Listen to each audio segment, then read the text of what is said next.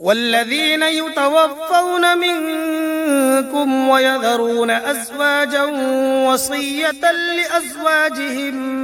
متاعا إلى الحول غير إخراج فإن خرجن فلا جناح عليكم فيما فعلن في أنفسهن من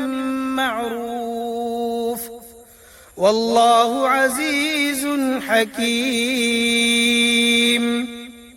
اور تم میں سے جو لوگ وفات پا جائیں اور وہ اپنے پیچھے بیویاں چھوڑ جائیں تو اپنی بیویوں کے حق میں یہ وصیت کر جایا کرے